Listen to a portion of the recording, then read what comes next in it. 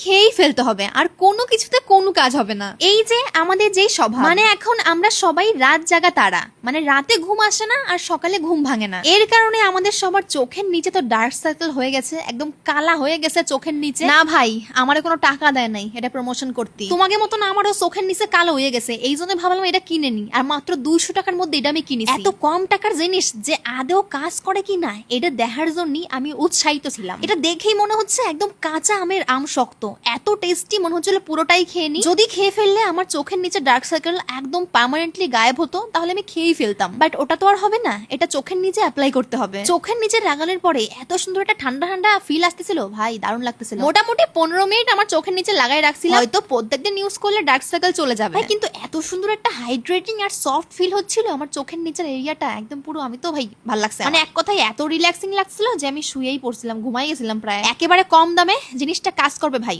আমি লিংক দিয়ে রাখছি, তোমরাও দেখতে পারো একবার।